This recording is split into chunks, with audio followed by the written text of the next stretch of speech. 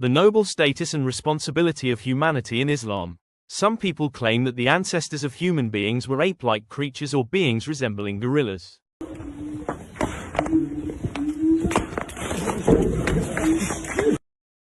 But from the Islamic perspective, human creation is not an accident, nor the result of blind evolution, nor an extension of the beasts of the earth. Allah himself declares that he created mankind in the finest, most dignified form. Indeed, we created man in the best of stature. Surah At-Tin 95-4, if a human being happens to resemble a gorilla or a pig, this resemblance is not due to his origin, but due to a curse, just as Allah transformed some of the children of Israel because of their open rebellion and disobedience, and we said to them, be apes, despised. Al-Baqarah 2-65, those whom Allah has cursed, and made of them apes and pigs. Al-Ma'idah 5-60, these were punishments, not the ancestry of mankind. In reality, Allah honored the children of Adam unlike any other creature. When Allah informed the angels, indeed, I will make upon the earth a vicegerent. Al-Baqarah 2:30, the angels, in their curiosity and sincerity, asked a profound question. Will you place upon it one who will cause corruption therein and shed blood, while we glorify you with praise and sanctify you? 2:30, the angels were not fully knowing of Adam. But Allah knew what they did not. For Adam was not like the worldly beasts, although he was created of the same worldly substance as the beast created, which is dust. He was not created to follow instinct, rage, hunger, or desire like lions, tigers, or gorillas who shed blood by nature. Adam was created with reason, conscience, knowledge, and moral responsibility. Although Adam's body came from the same earth that forms animals, the spirit that Allah breathed into him and the knowledge bestowed upon him elevated him far above the beasts. So Allah answered them, indeed, I know that which you do not know. 2:30, Allah then demonstrated the difference between Adam and all other creatures. He taught Adam the names of all things. Al-Baqarah 2:31, no animal has been given universal knowledge, language, logic, names, meanings, symbols, or the ability to judge truth from falsehood. Only Adam. This distinction was so great that even the angels were told to acknowledge it. When Adam spoke the names that Allah taught him, the angels admitted, exalted are you, we have no knowledge except what you have taught us. 2:32, then Allah instructed Adam to inform them, and his knowledge became manifest. After this great sign, Allah commanded, prostrate before Adam, 2:34, and they all prostrated, except for Iblis, who refused out of arrogance. This prostration was not worship, but a recognition of Adam's superiority, honor, and divine gift of knowledge. The greatest knowledge granted to man is the ability to recognize the Creator, the one who brought him from nothing. Allah reminds man again and again, were they created by nothing, or were they themselves the creators?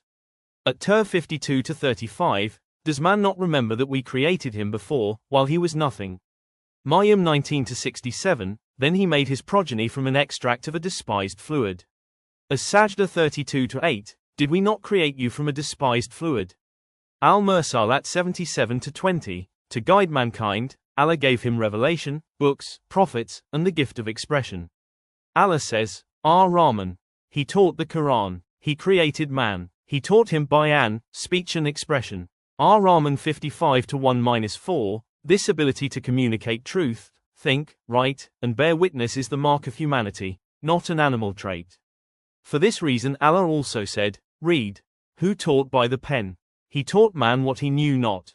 Al-Alaq 96-3-5, human beings became judges, witnesses, thinkers, writers, and bearers of moral responsibility, features no beast possesses.